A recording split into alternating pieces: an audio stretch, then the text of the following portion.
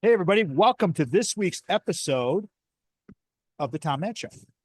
Thank you, Sandy, so much for doing the lead ins for radio. For you guys on the podcast that catch this thing, so sorry, Charlie. You don't get to hear that kind of stuff because that's on radio. But if you wanted to, you could just get the podcast strictly on YouTube, and it's just completely no video whatsoever. Last week, I mean, when Robert Bryce comes in here, and getting him for the show was really just kind of amazing because there's so much going on. We talked about Spain drain and energy. Robert Bryce, is the kingpin from Austin, Texas. If you don't know that name, look him up. He's one of the most well-known energy experts in the country, and that is not a fabrication or outlandish comment by me. He is unbelievable, and it was really fun show to talk about. But the big takeaway from this, and we'll get to today's episode, his talking about the marketing of renewable energy. That's what you want to pay attention to. That's all I'm going to say. All right. Just pay attention to the marketing of the renewable energy cult. Mm-hmm. Sorry for you people that are in the cult. We can pull you out. Maybe, maybe with my guest today, Craig Stiles, financial crisis. Okay, Craig, you know the drill here, with the family and all that good stuff. Oh That's yeah. all the stuff you got.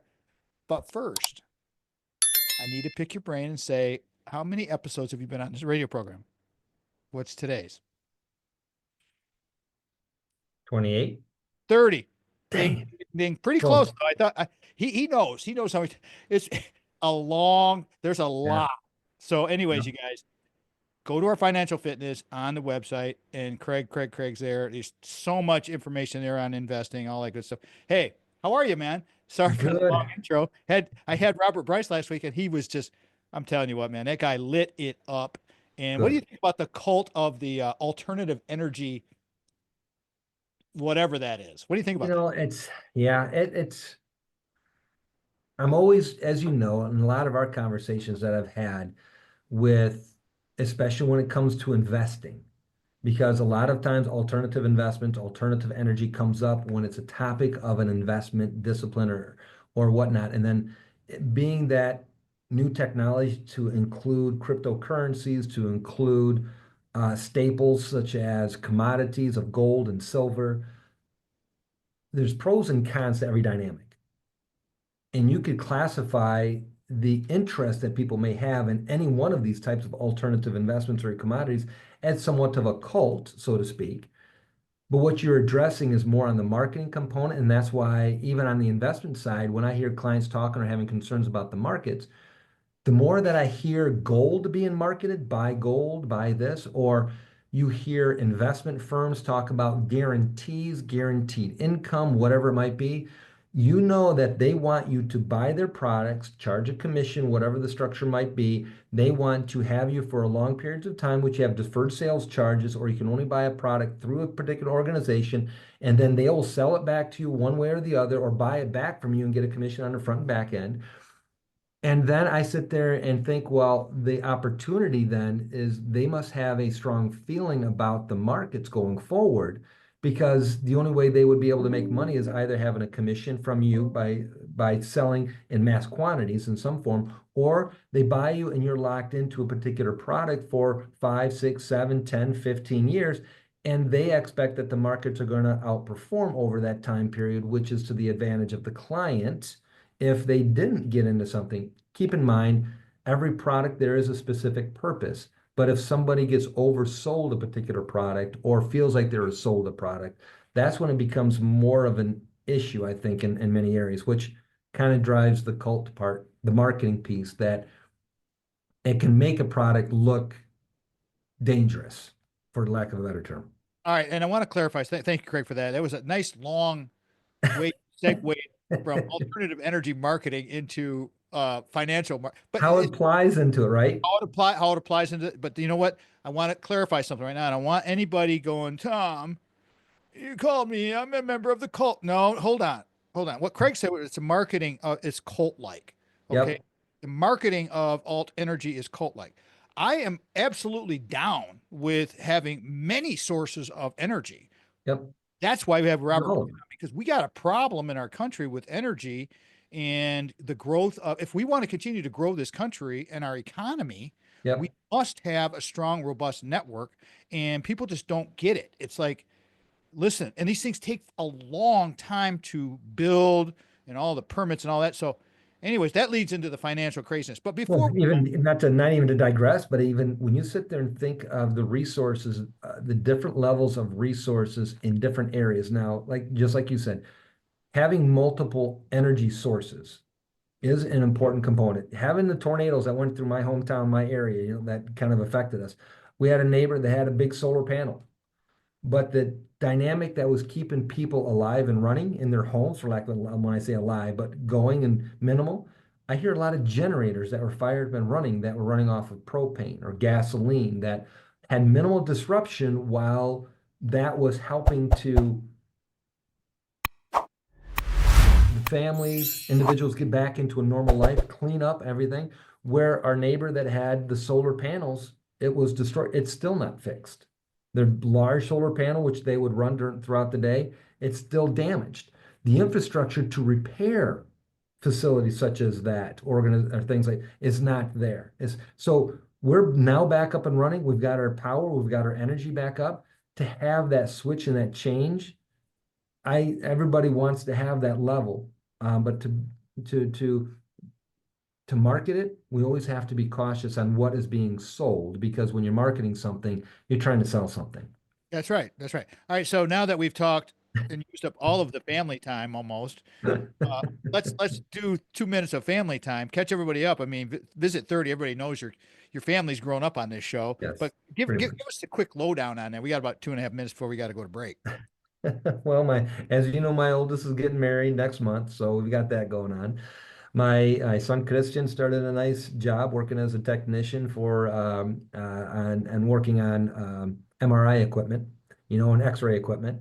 So that's kind of a nice thing that he's involved in. My son Charlie's got another year left. He'll be finishing up in mechanical engineering. My daughter Miriam, serial entrepreneur in a wide variety of ways, helping out on farms, horse breeding, harvesting honey, working with a guide on taking photographs of hunting and fishing and the whole dynamic. And that's Mary. My son Peyton's graduating high school this year, so we have the graduation party coming up also a couple weeks before the wedding.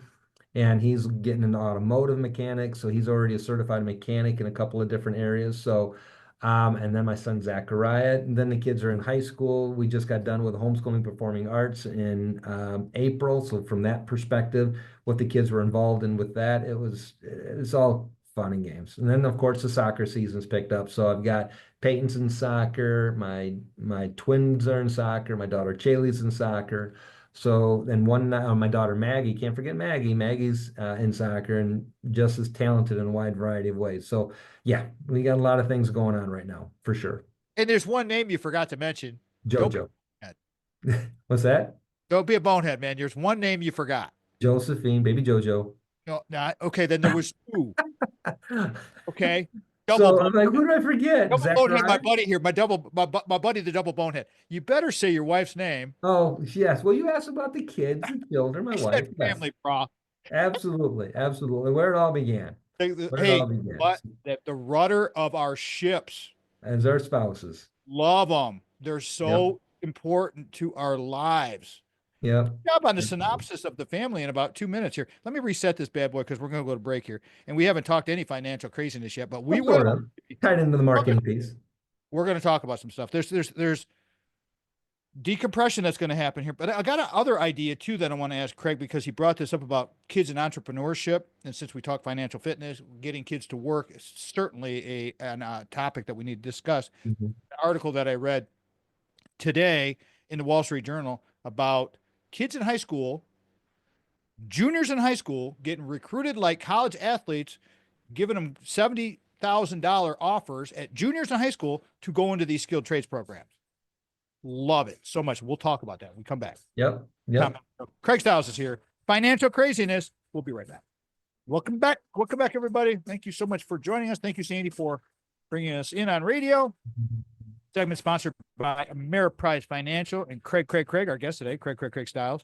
Financial Fitness, 30 episodes. This is his 30th episode today. Been with us forever. And, full disclosure, I've said this, I don't even know, hundreds of times. All of our retirement zone savings. I told another guy, 80-year-old guy in the gym today about retirement. He was just loving it. I mean, retirement is a decision. Yep. The guy was kind of talking himself down a little bit. And I said, dude, you're 80 some years old and you're getting ready to go swim a mile. Are you kidding me? That's what Craig can do for you. He can help you get to the life you want, like he's doing for us. With the right financial advisor, life can be brilliant. And I like that line a lot.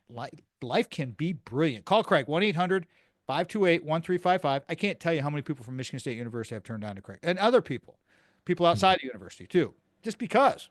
I mean, come on. 517-483-4893. I should know that number. I've said it so many times.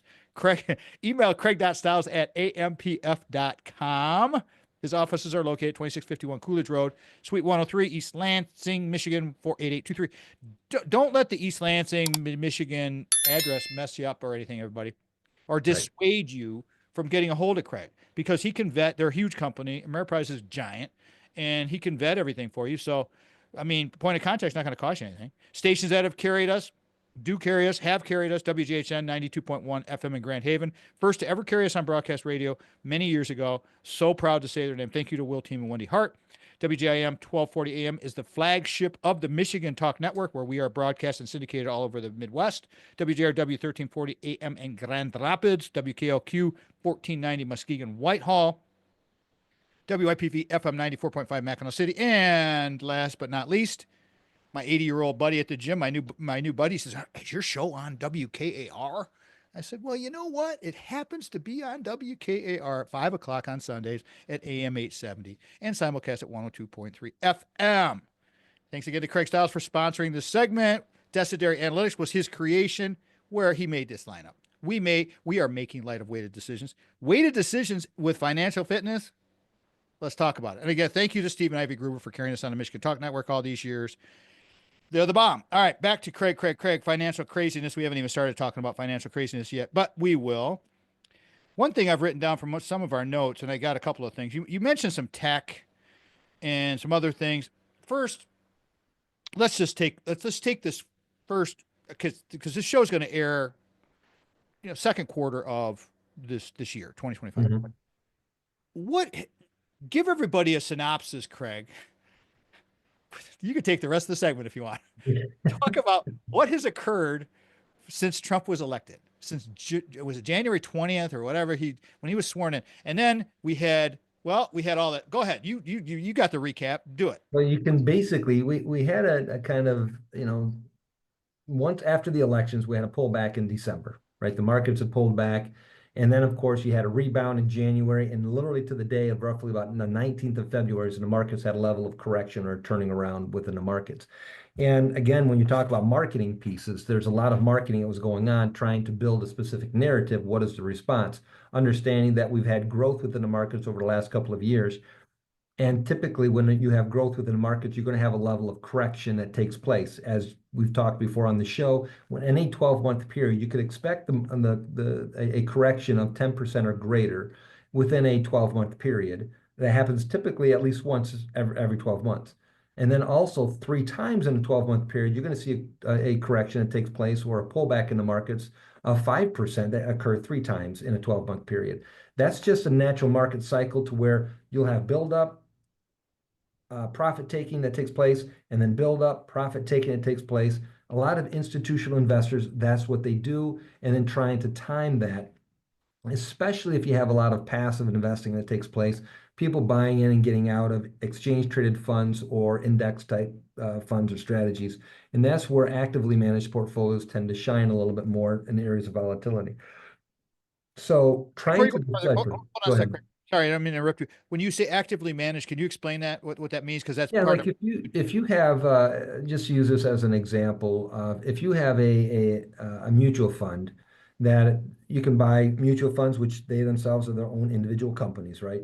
So you can buy a mutual fund that mirrors the S&P 500, where that portfolio manager for a mutual fund of the S&P 500 will buy the stocks, have the similar asset allocation as what you'd have within the S&P 500, the index, and they would just match what's in the index. So it's kind of passively managed to where they're not actively adjusting or changing asset allocations or buying or selling individual stocks. They're just taking a photo, basically a photo of what's there and managing or adjusting accordingly. To where an actively managed portfolio would be someone that you're hiring to either reduce risk within your portfolio relative to an index, enhance performance in some form or another, increase dividends that you might need within your income stream within your portfolio. Someone that you're hiring to actively manage your portfolio to buy and sell individual stocks that you want to own or have a specific need or purpose for. So typically passive used to be like buying an index fund, but now it's more like exchange traded funds or ETFs. So it becomes more efficient. Typically passive strategies, you are more focused on cost because in that realm, that's where you get your advantages by reducing your fee structure. And so looking at those types of ETFs, you're buying, holding, and then want it for a longer period of time, but typically there's pros and cons to either one of those situations. So Okay, so there you go, everybody. That in a nutshell, to me, that means this explains sort of why you want to have somebody like Craig or his team actively managing my stuff because I don't want to do it. That's bottom line is I don't want to do it. I don't know how to do it. I mean, I could go play Gambler Tom and lose all of our savings that we've worked 40 years for, or or find somebody like a Craig Stiles who go back to the show on the fiduciary thing, everybody yep, talked about yep, exclusively a whole episode on fiduciary and what it meant. I'm not yep, trying to be, I mean, I'm kind of clueless on a lot of this stuff, but so I like to explain things and get yep, experts in here, a subject matter experts like a Craig. All right, Craig. So you said, and we got a minute to go here, so yep, yep, you can jump back in here if you'd like. But how? Just quick question: Do you know? Okay, on the three times on the 5% shift yep. annually, and then one time at the 10% shift, how often does that occur? Because Is that a projection that's been over time? typically within a 12-month period. Okay, but I mean, over Yep. time, is that a kind of a regular statistic? Yeah, it's a pretty regular statistic. Okay, so there You can you go go. through and take a look at the oscillations that take place within the markets. So historically, you can actually see those graphs, and that's quite frankly where they get it from has been historical references. So Right, all of right. those numbers that we pretty much talk about has been a pretty consistent staple. And we'll talk about all the things that are going on with the tariffs and the deficit because that adds into the financial craziness. But Mhm. the point I'm trying to make here, everybody, I'm going to carry this through, Craig, because the break's coming. Um, that's normal. Okay. 10%, a one time 10%, we may have another 10%. But you know Mhm. what? We may have another 10% bounce up. As Yep. I've told Craig and I have told Brock and I've told my friends, I personally believe that by the end of this year, the market will be at 50,000. That's what I'm saying. I'm sticking by my guns. You guys can barbecue me later if you want, but I'm just saying that I believe that things are going to be right. We have the best economy, the best country, the best people in the world. This is the Tom Allen Show. If you guys ever watch the in between segments of our episodes of our radio program on YouTube, you should check them out because there's a lot of behind the scenes stuff that goes on that's pretty comical. And so just to give It's you a fun. little bit of an incentive, go check out our YouTube on the big full episodes because you got the full episode, you got the full episode audio only, and then you got the excerpt. So you got three different ways you can check this out. All right. My sponsor for this segment is my other great friend, super guy. I talked to him yesterday. Brock Fletcher, selling team of Keller Williams Realty. Guy is crushing it. I mean, crushing it. He's starting new business groups. He's got all kinds of good things going on. He is working his butt off. Brock Fletcher, just like Craig, these guys are so hard working. They're so dedicated to helping you. I don't know why in the heck you wouldn't want to use their services. We have, as I said, financial fitness, Craig Stiles, Ameriprise, retirement zone savings. Boom, it's all there. It's doing fine. Our homes with Brock and Mikey Deadman. Mikey, you're going to come on a radio show here pretty soon. You don't even know that yet. Mhm. We sold Big House Holt. We bought Little House Lansing. I mean, help Mike sell his house next door. I mean, it's just crazy how things work. You need to get a hold of Brock. Call Brock, 517-853-6408. This is the number, though. I'm going to say it twice. 517-303-3262. 517-303-3262. That is Brock's cell. Text him, leave him a voicemail. He will call you back. He's really good about changing his message every day. He'll leave a message on his voicemail that says, "I will be returning calls at between 3 and 5 today." And he will. And because he's a pro. That's why you want to lose, because these guys are the guys you can trust. Go with them. Sell your home without the hassles. With the market being up and down, and I'm talking about the real estate market with supply and demand. Brock said yesterday when I talked to him, there's some pretty good deals out there, better than other parts of the country. Let me tell you, because there's people all over the country that are getting crushed right now. All right, back to our financial craziness with Craig. All right, brother, we're hitting some good stuff here. We just talked about the bumps in the market that traditionally happen all the time, and one time Right. 10%, three times 5% shifts down. Yep. Check that out. I want to talk about the tariffs and the deficit spending Yep. and the deficit itself. And so, Which because kind of ties into we're that, in a right? spirit space, Craig, go ahead. Yep. Which kind of ties into, I mean, that's what sparked that conversation about what naturally happened and occurs and what's being implemented or impacted by policy and adjustments. And then, of course, is it Trump's policies or is it something that was building up under the previous administration? And then it's just kind of letting go or unwinding with anticipation of what we anticipate going forward for the next couple of years. And how long is that going to look? What are business owners concerned about, both small, medium, and large businesses, because all of them deal with trade in some form or another. They all, you have some that have already been domestic that have seen a lot of their business contract that are looking to expand. I know of several businesses right now that are in the steel business, the rubber business, or tire business that had lost contracts, large contracts to foreign companies that have now, a lot of those distributors have come back to them already to where they were running one shift and now they're back up and running three shifts. So you see that ability or that strength coming back within the manufacturing area, which you saw at one point in time, our manufacturing was 25% of our population was involved in manufacturing. That shrank to 10% over the last 30 to 40 years. You've seen the shrinking of our middle class over that last 30 to 40 years as well. And you saw the increase of the lower class and increase of the elite class. So you have that adjustments and changes, and then we have a huge policy change that we don't know exactly what that is going to be like over these next couple of years. We don't know exactly what that's going to look like, to be quite frank. And then having the ability to adjust, to be able to take a look what sectors of the markets are going to benefit and which ones are maybe impacted more negatively, getting in, getting out. It is not an easy thing or an easy environment to be in when you're especially investing into the markets, which because of that is why you had a huge pullback after quote unquote Liberation Day, the 2nd of April. You know, the markets were already having a level of correction that were looking to go down to a 10% draw because, like I mentioned earlier in the previous segment, you can almost peg it to the day of being of the 19th of February. And through the rest of February, the markets were down. Through the entire month of March was negative. And then we're having somewhat of a rebound. And then all of a sudden on Wednesday, the markets really pulled back significantly over the next 4 or 5 days, where you saw the markets dropping 5, 6, 7%, and the next day another 5, 6, 7%, to where we're approaching bear market territory from the beginning of the year. Now, a lot of that, because I mean, early in May now, a lot of that has already come back. So April was a very tough month over that time period, to where you don't want to necessarily get out and then get out at the bottom, because one day the markets were up double digits in one day.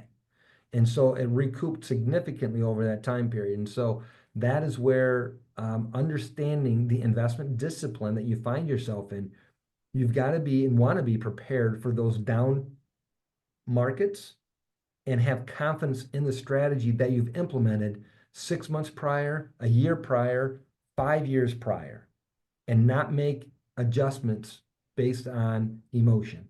because when you do that, that's when the most damage occurs for the longevity of your portfolios. You can't jump in and out. That's the bottom line, what Craig's talking Right. about. I want to Right. I want to add something here because Craig brought up the topic of manufacturing coming back. Okay. The thing about manufacturing, and for somebody my age, I remember in mid Michigan when the auto factories were rolling, all of our friends, families, they all worked in manufacturing. Okay. We've talked a lot about manufacturing going away. The thing about now, everybody, and things that are coming back, what the administration and President Trump's doing, bringing manufacturing back. Manufacturing has changed tremendously. We have robots, we have AI, we have technologies that we need to have constantly. We have to have the supplies. The supply chain has to be here. So we're not making the cars like we used to. We're building chips, we're building data centers, we have power infrastructure that's going on. So manufacturing is massive. This leads me into what I wanted to talk to Craig about. Well, we're not going to have enough time in this segment to do this, but I'm going to set up the topic. Craig can talk about for a second. Kids and skilled trades. I read an Mhm. article, and I told Craig about this today, where kids, I mentioned earlier, kids, juniors in high school are getting offers, juniors who are in skilled trades classes are getting offers to start their employment when they graduate from high school at $70,000 and $80,000 a year. This guy was a welder. Okay. So keep this in mind. Craig explained when we talked about the family for a couple seconds, all of his children, pretty much, most of them, are entrepreneurs. We need to have work ethic in this country. And to be in manufacturing is not a bad thing. And Nope. Craig, just give me a minute on that, what I just said about the high schools the kids getting recruited right out of high school like college athletes. Well, just like, I mean, my wife and I have this conversation, right? I have a college degree. My wife has a college degree. I went on and got a master's degree. I'm the only sibling in my family that's gone on and get some advanced degrees along those lines. And then that was our initial drive for our own kids. Our oldest have degrees in college. My third oldest is getting a degree. Miriam doesn't have a desire to go on to college. And it's like we can't really justify for her to do that because she's built out a network and she's been a hard worker and already has a network of places that's going to provide for her family someday. The same thing for my son Peyton is has a desire for automotive. He has an opportunity right now with he's collecting stacks of business cards of automotive companies that are looking to hire him. Where he did a job shadow, finds out that some of the technicians at a local dealership where he's working or where has a potential or opportunity, some of the technicians are making north of 200 to 300. Yeah, that's what So I'm how talking long have about. they been there? I don't know, but the dynamic of being able to make that large of a commitment, it's awesome there, right? So it's the skill Large sets are there. bank, large bank. And the other point, the other component of all this, everybody, is not having debt. Our Yeah. young people having debt so that they can invest their money, buy homes, continue to build our economy. Because if our young people can't buy their own home, and I've read stuff about this, we're going to be in trouble. Yep. So we got to fix this stuff. This is one way we can fix this. I like it a lot. Craig Stiles is here. Financial craziness. This is the Tom Hanks Show. Thank you, Sandy, for bringing us back. He just came up to the studio and said bye. I said, okay, bye, honey. See ya. Craig Stiles is here. Financial craziness. All right. Before we get back into it, because as usual, we're digressing all over the place, but that's Yeah. typical for this radio Yep. program. So, and that's why people like it because we like to be, yeah, a All little over bit the wild. place.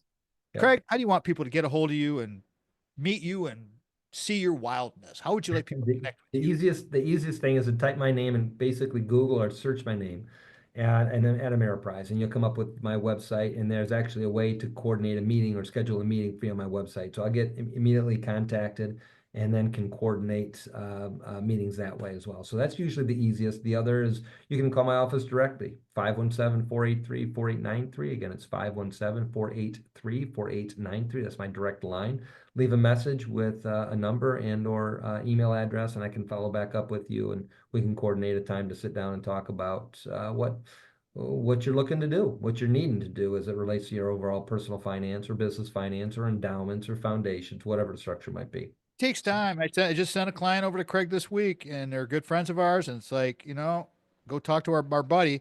And so you're missing out if you don't do this, everybody. And like he said, call 517-483-4893 because that's the number you want to get with Craig. All right, let's get back to this financial craziness stuff. So I think we've heard the word tariffs so many times now. It's like the key word of the decade. Okay. Personally, it appears to me that the tariffs are more of, again, we were talking about marketing with the alternative energy stuff in the beginning of the show. Marketing is everything. Okay, so Mhm. is in your opinion, Craig, is the administration and President Trump? What's your vibe on the tariffs and the marketing aspect of it? Do you agree with what I'm saying? Is there a partial agreement? What do you think? Well, there's when you're talking about from a marketing perspective, a lot of it has to comes to the area of trying to understand the impact of tariffs and the negative impact that it's had on the United States. And what I mean by the negative impact has been, we're talking about the United States applying tariffs. Nobody is talking about tariffs being applied to the United States.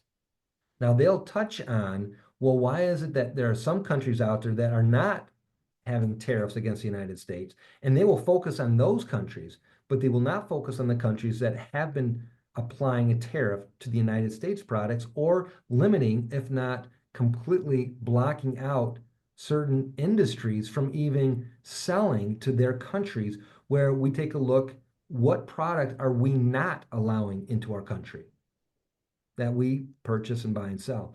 The other dynamic has been the impact of globalization as a whole, because the other arguments that I hear, well, globalization's been good for every country. It's raised the lifestyle of every country. But they have to remember every country is not a democratically elected republic. Republic is kind of the key word as it relates to the nature of the rules of subsidiarity, local decision making, all of that. So, if not all of the major playing fields are the same when it comes to tariffs, you have government entities applying a taxes on products from the United States going there. Well, those taxes aren't that are being applied from other countries are not going to benefit the people. It's going to benefit the country or the government. And so when we sit there and think it's raising the lifestyle of everybody, it's not the case. We know that. So how is it that our country has accumulated 36 to 37 trillion dollars in debt? Has other countries accumulated that level of debt as well? Does that mean that we have raised that level of debt because we've kind of funded the growth of every country in the world? I'm speculating when it comes to that digression, but when I sit there and think of how the free trade agreement worked, okay, we're providing a North Atlantic free trade, but what country or what industries were actually involved? Has it truly been free trade with Canada, truly free trade with Mexico, or was it just an arrangement where we can manufacture property or manufacture products less expensive in the other countries and then sell them back to our own citizenry? And that's where how do we go about disrupting what has been in play for the last 30 to 40 years? And I think that's what happened on Liberation Day, April 2nd, when we had a huge policy shift of tariffs across the board on every product coming into the United States. That was one level of uncertainty taking place in the markets. The size of reciprocal tariffs, that was starting to open the eyes as to how much products, how many of our products were actually being huge tariffed in other countries, number two. Number three, there are countries that we did not have, that we're not charging tariffs, but we are to those other countries. And that was the application of a deficit difference between that country and ours. Those three primary pieces of uncertainty, if you will, or areas of tariffs created an uncertainty of what was going to be happening within the markets. Therefore, you had a lot of entities getting out of the markets in general, which you had a huge downturn. Once all that stuff started shuffling through, then the market started correcting and coming back up again. So, All right, hold that, yep, because I got something I want to read here real quick, okay? go ahead. Because this is exactly digressing into what Craig was just saying. This is I'm reading this from Edward Jones. Okay, nothing. Just off the internet. Competitor. Yep. Okay, they're legit. Yep. Overall, stock markets have rebounded nicely over the last 2 weeks, with the Standard & Poor up about 8% as the first quarter data has held up, and policymakers seem to be making progress on trade. Keep that in mind, everybody. Because keep it in mind that 2 or 3 pullbacks, as Craig said earlier, 2 or 3 pullbacks are normal in any year, especially as markets digest potentially higher inflation, softer growth. Nonetheless, we may see better sentiment heading into year end as the Federal Reserve likely lowers interest rates and earnings growth looks to recover heading into 2026. I look at that and read that, and I'm like, listen to Craig. He just told you guys all this. And then I've had this thing. What do you think about that, Craig? Just said, Yep. reinforcing exactly what you were saying. Yep. And you'll see that again, that's reinforcing the fact of it being a rather common occurrence of what level of corrections you can expect during a 12-month period of time. And then the reasons why you don't want to try to time the markets or get out, because you have some of the strongest rebounds that occur within the markets happen during the most volatile times in the markets. And if you miss those time periods, regardless of how many times you try to time the market right, it will impact your long-term performance on your portfolio. So that is where having a solid discipline within your portfolio and expectations of understanding in the markets will benefit you over the intermediate, if not long term. The short term, it does get scary. And sometimes if clients are living off of their portfolios, may have to pull back, say, you know what, we're looking at buying that car this month. We may push it off another month or two, where, we're looking at maybe going out to eat. And, maybe we won't go out to eat this time period, because if I do that, I'm going to have to draw off my portfolio, whatever it might be. Or if we have clients already taking automatic withdrawals, we don't increase that withdrawal. We just continue on and maintain it. If the markets are down, we know that the markets are going to be rebounding at some point. So the impact of that withdrawal rate, I want to make sure, and that's why we've had that conversation, right? We have. I was just Anticipate anywhere from a 4 to 6% withdrawal rate, net of everything, regardless if we started today and the markets dropped 20% the next day. I still would be happy and comfortable with you taking the withdrawals at the 4 to 6% withdrawal rate.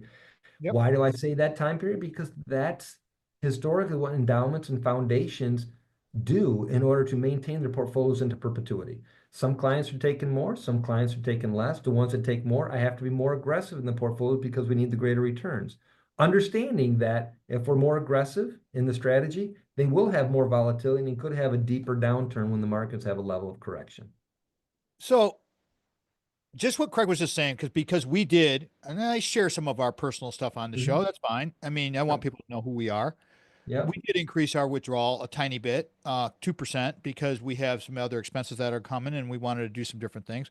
I want to say this, and it was so easy. That's the thing about having a manager, maintaining discipline and having a managed portfolio like Craig and Karen and everybody over there at Ameriprise and his staff. Let me tell you guys, over time, since we've been with Ameriprise, I've made withdrawals because we have invested into other things. We've moved money from this fund over to something else, one of our real estate deals, whatever. It was so easy. It was so simple.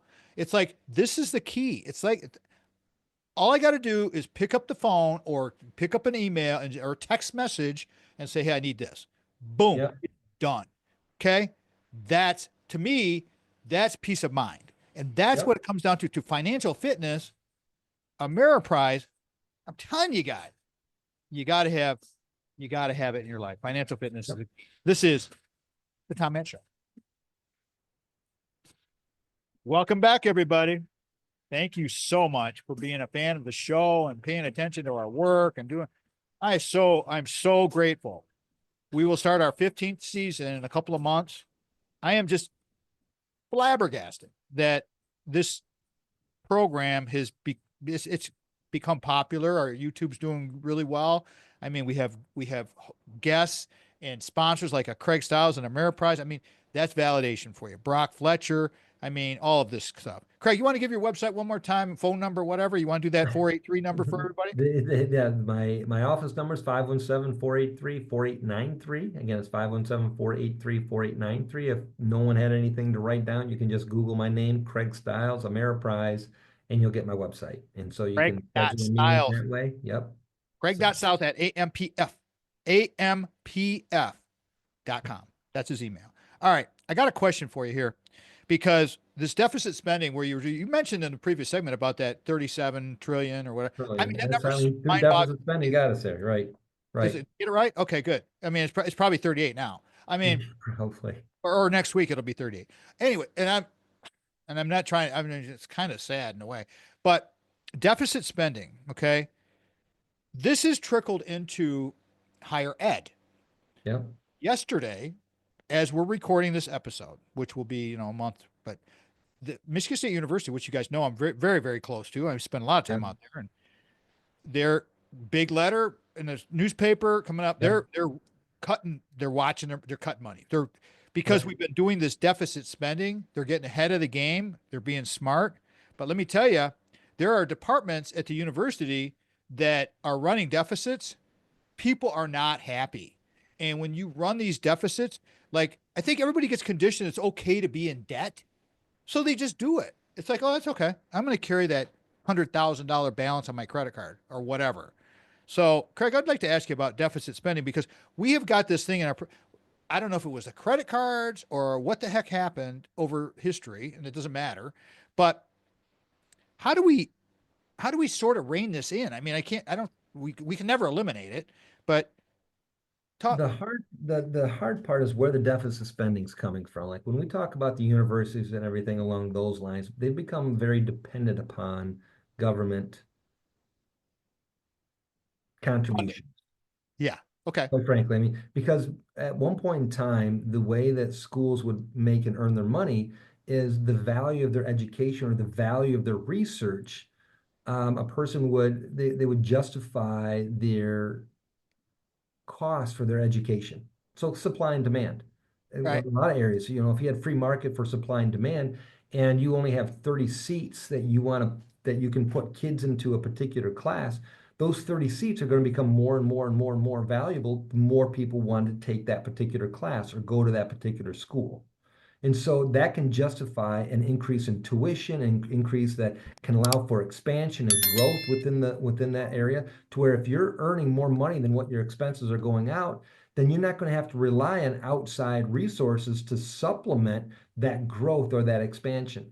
That is kind of what deficit spending, if you have anticipated growth, you can justify some of that by going out and getting a loan to grow and expand. But typically, that's if you're have a positive growth. In other words, the money that you have coming in that's growing organically, that is what would be taking place. But if you are relying on grants or money coming in that isn't being generated in-house, and then you're expanding departments that are relying on this, and sometimes that comes in as a guise of research. All right, if we're going to research this, but we don't have anybody that really wants to pay this, let's apply for a grant from the federal government.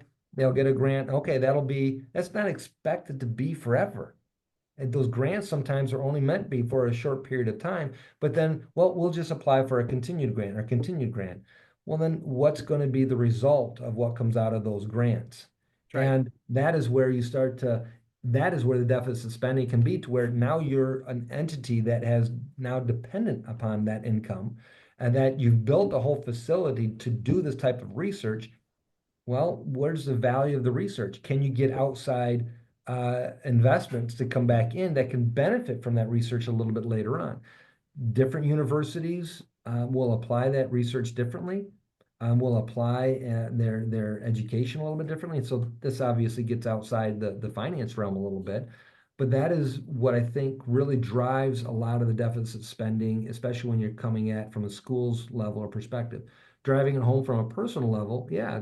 If you have a $5,000 limit on your credit card, and you're only making $4,000 a month, and you're spending $4,500 on your credit card every month because you can, how are you going to spend or buy that extra 500 or pay back that extra $500 if you're only making $4,000 a year or a month, right? And if you're going through making that $4,000 a month and you spend on your credit card, and if you spent it on going out to eat, buying certain things for your apartment or your house or whatever it is, and you forget, oh wait, I gotta make a payment for my apartment. So if you're only making $4,000 a month and your apartment's $1,200 and you have a $4,500 credit card bill, now you're a couple $1,000s in debt on a monthly basis.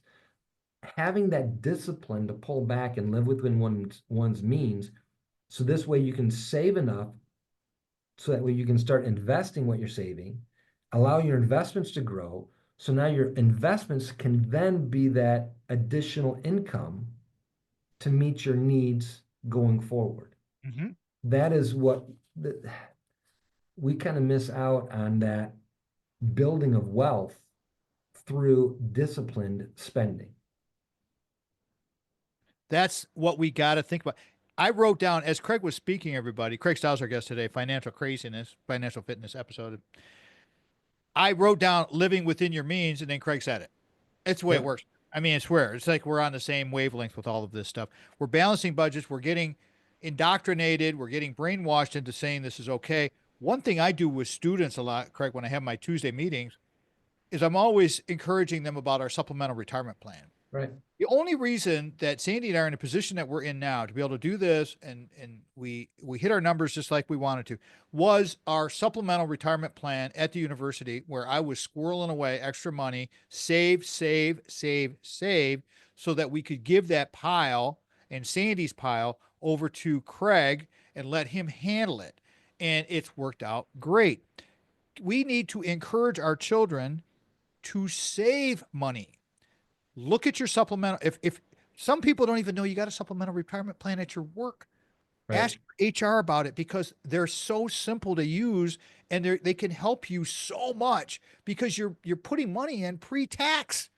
So anyway, I just want to let you know, living within your means and getting kids to understand saving money, doing all of this stuff is really, really important. All right. Should age affect decisions on our investments after 50? And Craig does not know anything about this question, everybody. Should age, we're not talking, age will obviously affect your decisions in investments, but I'm talking specifically, let's say 40, 50, and 60-year-old, 70-year-old people. Should age affect decisions in our managed portfolio during financial craziness? Tough question. Threw you a curveball, didn't I?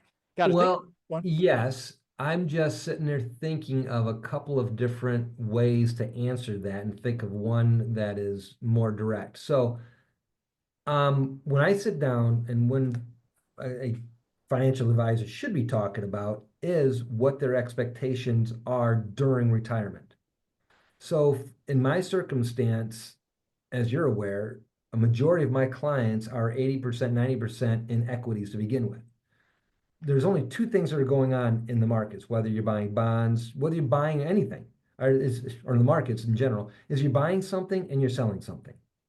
You can buy a bond and you can sell a bond for a loss. You can buy a stock and you sell a stock for a loss.